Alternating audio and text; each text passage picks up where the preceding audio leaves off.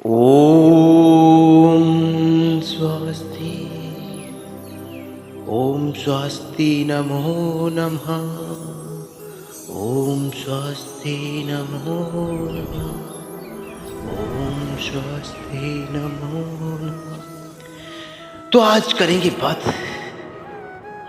हम गौरव स्वस्ति आज बात करेंगे बदायूं डिस्ट्रिक्ट से। आज बात करेंगे हम कि ये विज्ञान से आध्यात्मिक की ओर, कि विज्ञान आध्यात्म से कितना अलग और नहीं अलग है, कितना एक है, दोनों में कितनी समानताएं पाई जाती हैं। कि हाँ, विज्ञान और आध्यात्मिक एक कैसे नहीं है, आज इस चीज को समझेंगे। ये वीडियो कहीं तुम्हें अंत नहीं मिलेगी, पूरे YouTube पे सर्च करना, नेट पे सर्च करना, जो जानकारी यहां मिलेगी वो कहीं नहीं मिलेगी। तो देखते हैं कि हमें रुद्राक्ष की माला दी जाती है, उसमें 108 बार जप करने को होता है। कोई जप 1100 बार जप करने का होता है, कोई 121 बार जप किया जाता है। और ये अमावस्या के दिन सिद्ध कोई मंत्र या कोई शक्ति सिद्ध की जाती है। काली शक्तियां अधिकतर अमावस्या के दिन ही की जाती हैं। उसके पीछे का रीजन भी जानेंगे हम, ये कैसे होती है, और विज्ञान और आध्यात्मिक कैसे एक है, और वो भी जानेंगे। जब बल्ब का निर्माण हुआ था तो उसमें भी 1100 बार, 1000 से ऊपर प्रयोग किए गए थे, तब जाके बल्ब का निर्माण हुआ। तो वहां पर भी क्रिया एक चीज को बार बार किया जाता है। जब किसी क्रिया को एक बार से बार बार किया जाता है, वो हमारे क्रियाकलापों में बस जाती है। हमारे शरीर के प्रति एक अंग से उसकी आवाज आने लगती है कि ये क्रिया करो।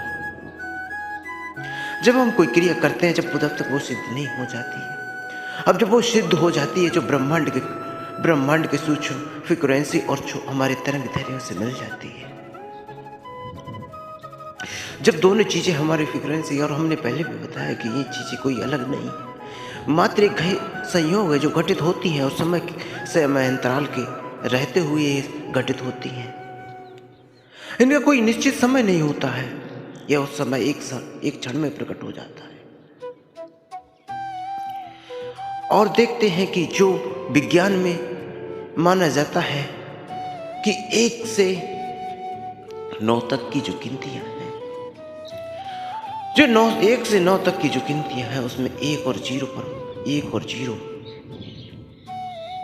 को कुछ नहीं दिया। देखा जाए तो वो 0 अपने समान है और 1 अपने समान है।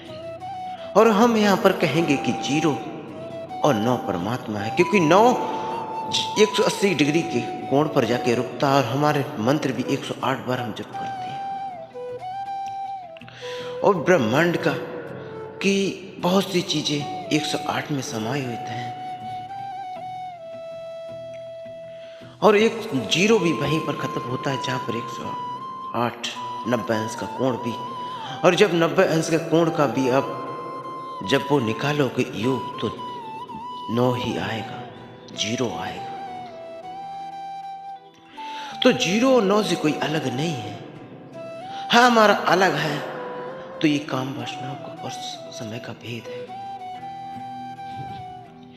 तो विज्ञान आध्यात्मिक में जो चीज है वो विज्ञान में है। विज्ञान भी कहता है कि जब तक सिद्ध ना हो जाए तब तक उसे करते रहना चाहिए, और हमारा आध्यात्मिक कहता है कि इस मंत्र को सिद्ध ना हो जाए तब तक इसको प्रयत्न निश्चय रूप से प्रकट करके संचालित रखना चाहिए। तो विज्ञान की ओर जाने के लिए हमें सूक्ष्म से सूक्ष्म पार्टिकल्स को समझना पड़ता है, और यहाँ हमें आध्यात्म में भी बड़े सूक्ष्म कण जानने पड़ते हैं, जो कि हमारे अंतर आत्मा कण से घटित होते हैं। कि कैसे हमारा DNA काम करता है, कैसे हमारे जो छोटे छोटे पार्टिकल्स हैं, जो छोटे हमारे सेल्स हैं, एक सेल से दूसरे सेल्स का जो निर्माण होता है। विज्ञान यह समझने को कहता है, और हमारा आध्यात्मिक समझने को कहता है कि हमारे जो अंतर आत्मा से जो आवाज आ रही है वो किस कण से आ रही है। हमारा योग ध्यान साधना ये कहती है, हमारा आध्यात्मिक ये कहता है कि जानो इस सृष्टि को, जानो ये ब्रह्मांड को, कि क्या है। हमारा विज्ञान भी कहता है ये चीज कि उसे हमारी जो चीज ब्रह्मांड में है क्या है, पृथ्वी पर समुद्र में क्या इतने रहस्य में विचित्र ये जंतु है। क्या दुनिया का रहस्य है कि हम दुनिया से कितने अलग हैं, ये जानना है। अगर विज्ञान को देखा जाए तो विज्ञान कहता है कि हम सृष्टि के हर चीज को नए रूप में बदल के आपको दिखा सकते हैं, और आध्यात्मिक कहता है कि आपको कुछ नहीं जानना, आपको शून्य हो जाना है। विज्ञान सबको जानने की बात करता है और आध्यात्मिक शून्य होने की बात करता है। और विज्ञान को जानना भी न हो जाता है और शून्य होना भी एक ही समान होता है। दोनों चीजें समान हैं और दोनों चीजें जानने वाली है।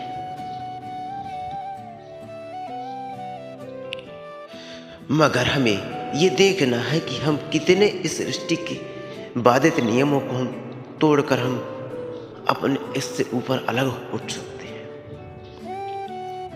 जो कि मानव रहित जीवन में ये संभव हो सकता है अगर किया जाए तो।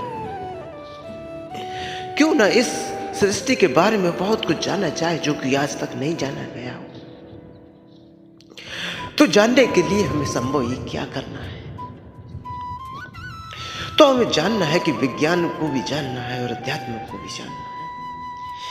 कैसे आत्मा के अंदर कैसे क्रियाएं घटित होती हैं, कैसे ये भूत प्रेत हमें दिखाई देती है। विज्ञान इसे केवल मात्र एक ऊर्जा मानता है। विज्ञान इसे नेगेटिव एनर्जी मानता है और पॉजिटिव एनर्जी मानता है, जो कि देखा जाए तो हमारे इलेक्ट्रॉन, प्रोटॉन, न्यूट्रॉन उनमें भी सेम क्रियाएं होती हैं। देखा जाए हमारे आध्यात्मिक में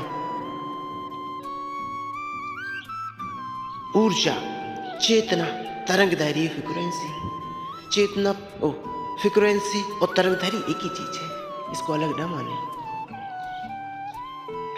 तो आध्यात्मिक में भी जो चीज जैसे कि हमारी आत्मा और चेतना पॉजिटिव साइन है, चेतना पॉजिटिव है, आत्मा नेगेटिव चार्ज। हम नेगेटिव आत्मा को क्यों कह रहे हैं? क्योंकि आत्मा शांत रहती है, वो कभी किसी चीज में भेद नहीं रहती है, वहां माइनस चार्ज भी शांत रहता है। आत्मा एक शांत रहने का विषय है और चेतना एक सब कुछ जानने का विषय है।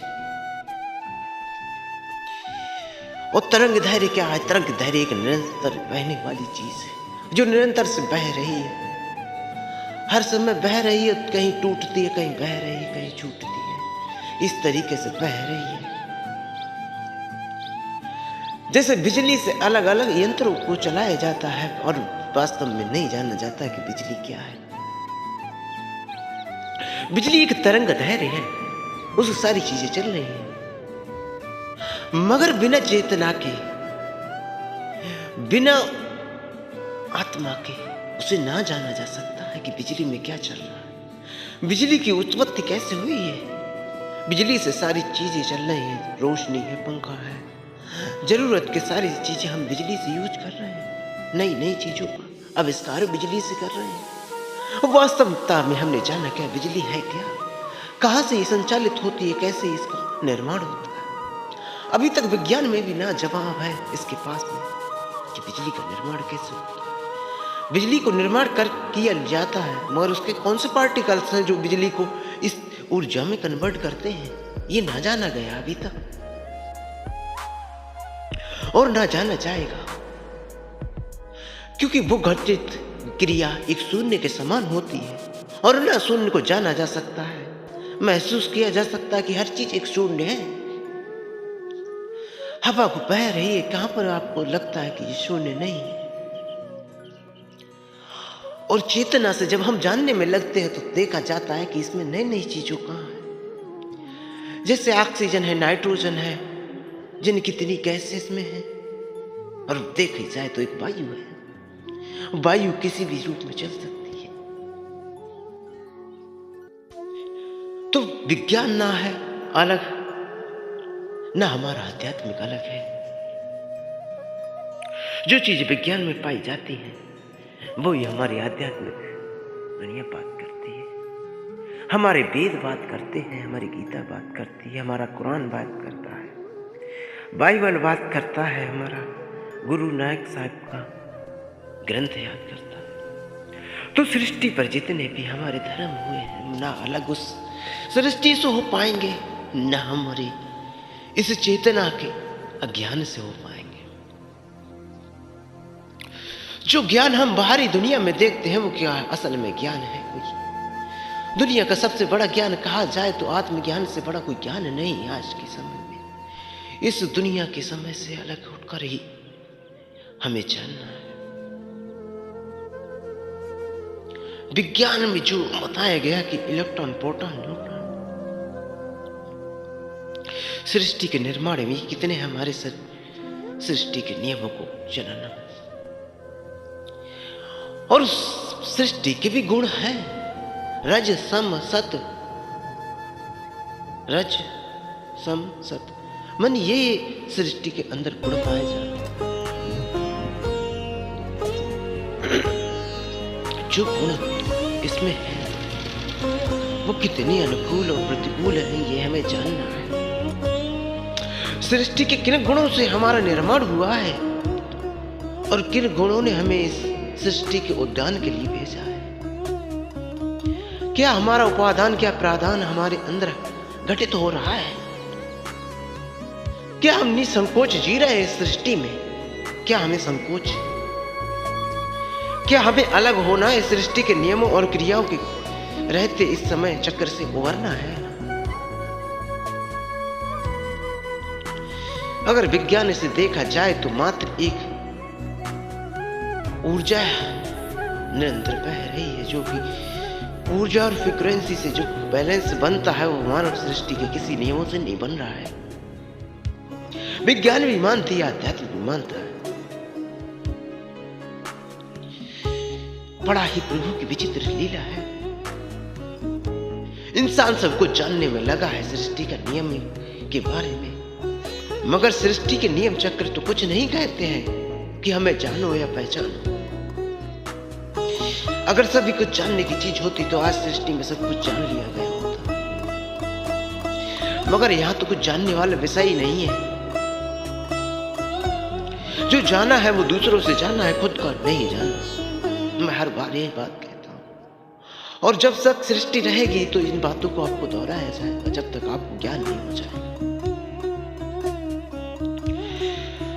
तो हमें अपने शरीर की कौन सी क्रिया है, हमारी क्रिया करने से हमारे शरीर का संचालन होता है, हमारे अंग का कहाँ से भेद, कहाँ से प्रतिभेद होता है, और हमें इस सृष्टि के बारे में क्या जानने को मिलता है।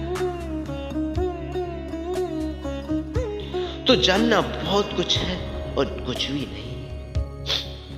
देखने के लिए आप जो महान पुरुष हमारे हुए हैं उन्होंने बहुत योग साधनाएं और साधनाएं की, जो कि मानव रहित जीवन में संभव नहीं थी, मगर की। क्योंकि मनुष्य जो चीज दूसरों से सुनता है उसी पे विश्वास करता है। खुद से देखी हुई चीज पे कभी विश्वास करता है तो वो बताता है तो कोई विश्वास नहीं करता है, क्योंकि ये दुनिया है ही ऐसे कि ये इसमें कोई समझने वाली चीज ही नहीं। दूसरों की बुराइयां, दूसरों के छल कपट अगर देखा जाए तो मात्र क्या है, संयोग है, और उसे भी नहीं पता है कि हम क्यों कर रहे हैं, क्या इसका कारण है। किसी के साथ दुराचार करना, सत विचार अगर लाओगे तो क्या होगा। तो जानने के लिए बहुत कुछ है, ना जानने के लिए कुछ नहीं है। अगर सब कुछ भूल कर जिया जाए तो कितना इस दुनिया में मूल्य है। ना दुख की चिंता, ना भय, ना अशांति, सब कुछ शांति शांति होता है। तो इस दुनिया में क्या है, जो विचार हमारे हैं कोई दूसरा वो विचारों को बदल। चलो कभी फिर किसी अगले विषय पर बात होगी। ओम स्वस्ति, ओम स्वस्ति, नमो नमः, ओम स्वस्ति नमो नमः। ओम स्वस्ति नमो नमः। ओम स्वस्ति नमो नमः। ओम